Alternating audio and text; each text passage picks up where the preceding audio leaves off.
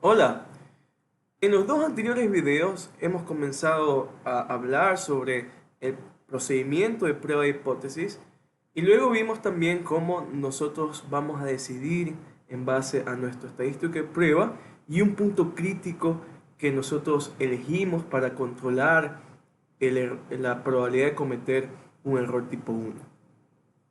Esta prueba de hipótesis nosotros podemos aplicarla en varias situaciones, en varios contextos. Habíamos puesto un ejemplo en donde nosotros analizábamos la presión arterial antes y la presión arterial después de administrar un tratamiento. En ese contexto se la conoce como muestras pareadas, en donde analizamos el antes de que los pacientes reciben el tratamiento y el después de los mismos pacientes luego que reciben el tratamiento o la medicina.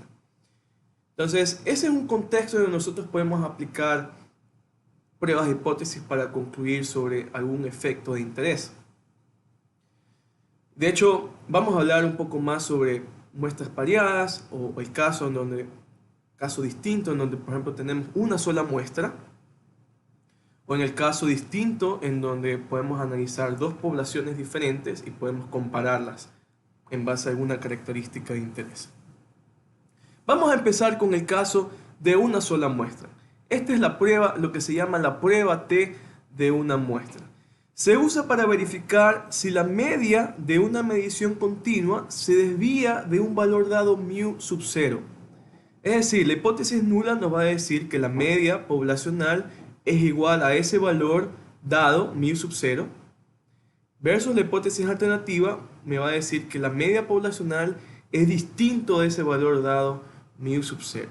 Este valor dado mu sub 0 es un valor fijado por nosotros, un valor de nuestro interés, cualquiera que sea.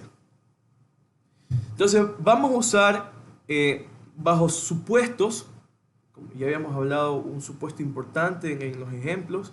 El supuesto importante para poder usar este estadístico de prueba tenemos dos. El primero es que la población sea normal, es decir, la población de donde proviene esta muestra es una distribución normal.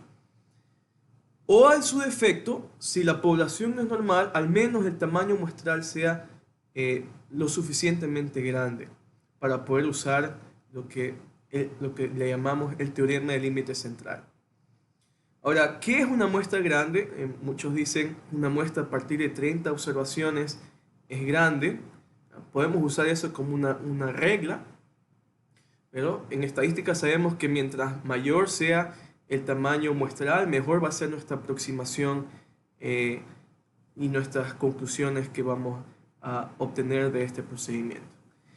Además de que debemos asumir que la población es normal, también tenemos que asumir que las observaciones son independientes. Las observaciones de mi muestra son independientes.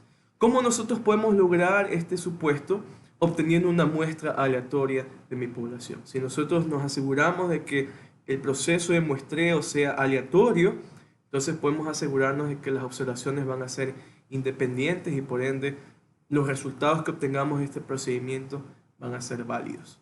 Entonces necesitamos estos dos supuestos para que el procedimiento que vamos a ver sea válido. Si estos supuestos se cumplen, podemos entonces usar nuestro estadístico de prueba, este de aquí, que dice el estadístico de prueba T es igual a x barra menos mu sub 0, el valor que nosotros tenemos por interés, dividido para la desviación estándar muestral, dividido para la raíz de n, la raíz del tamaño muestral.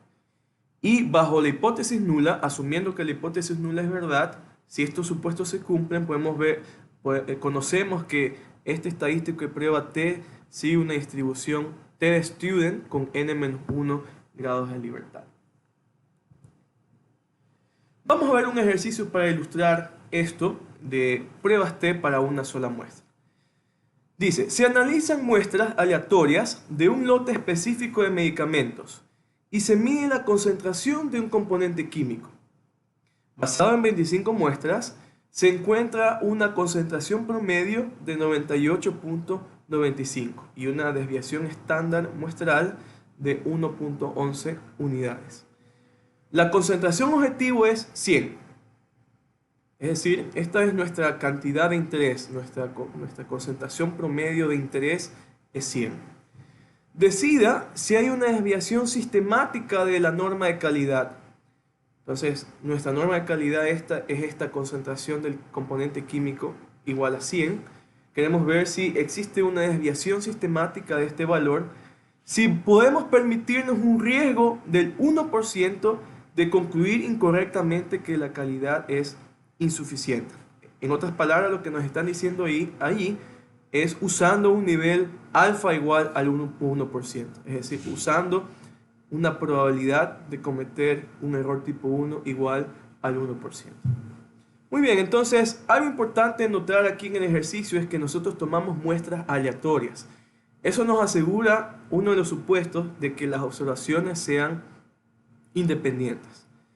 Ahora, aquí no nos especifican si la población es normal.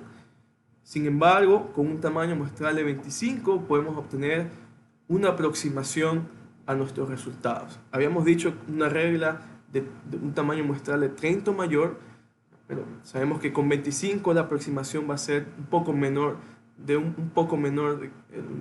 una calidad un poco menor.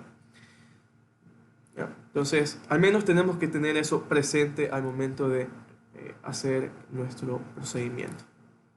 Tomamos los datos.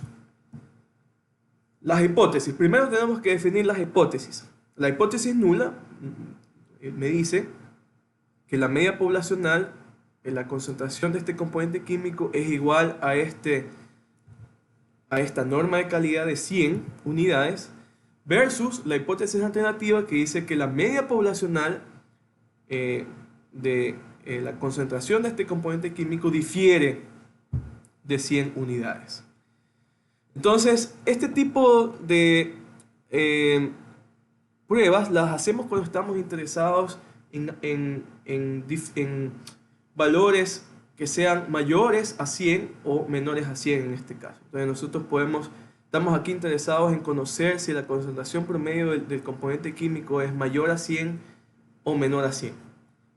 Entonces, a este tipo de formulaciones de las hipótesis se le conoce como una prueba de dos colas, porque vamos a ver, podemos tener una desviación de la nula tanto a la derecha como hacia la izquierda. El tamaño muestral aquí es 25, hemos tomado 25 unidades, 25 muestras de estos objetos y la media muestral de concentración es 98.95, eso es lo que me da el ejercicio. También el ejercicio me da la desviación estándar muestral de 1.11, me da la norma de calidad que era 100, mu sub 0, y el nivel alfa del 1%. Entonces calculamos nuestro estadístico de prueba. T es igual a esta cantidad y reemplazamos. X barra es 98.95 menos mu sub 0. Esto nos da el ejercicio, es la norma de calidad, el nivel que queremos nosotros comparar es 100, dividido para la desviación estándar muestral que es 1.11 y eso dividido para la raíz de n que es 25, la raíz de 25. Eso nos da un estadístico de menos 4.73. Entonces, a este estadístico nosotros ahora tenemos que compararlo con el punto crítico. Ese punto crítico C que nosotros lo escogimos. En este caso, en este problema, se ha escogido un nivel alfa del 1.1%. Es decir, nosotros miramos a un cuantil de la distribución T. Como es una prueba de dos colas, podemos rechazar tanto a la derecha como hacia la izquierda. Entonces tenemos que distribuir este 1% a la derecha y a la izquierda. Por eso es que aquí dividimos, buscamos el cuantil, por ejemplo a la derecha, el cuantil que deja probabilidad de 0.005 probabilidad hacia la derecha. Y el cuantil hacia la izquierda que deja probabilidad de 0.005. Y la distribución T que estamos mirando aquí, de acuerdo a la teoría, si se cumplían estos supuestos, el estadístico de prueba sigue una distribución T con n-1 grados de libertad. En este caso n es 25, entonces miramos una distribución T con 24 grados de libertad. Entonces el punto crítico C es el cuantil de la distribución T para un lado de la cola, por ejemplo el derecho, que deja 0.005 probabilidad hacia la derecha con 24 grados de libertad. Ese punto crítico es 2.79. En R podemos usar la función Qt para calcular este punto crítico C.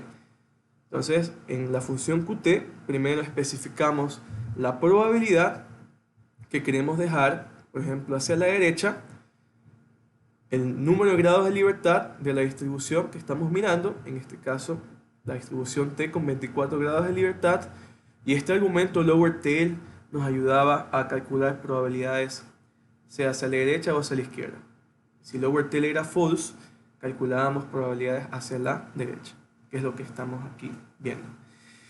¿Qué decía la regla? Rechazamos la hipótesis nula si el estadístico de prueba es menor a menos 2.797, que es el punto crítico, o si el estadístico de prueba es mayor a 2.797, que es nuestro punto crítico.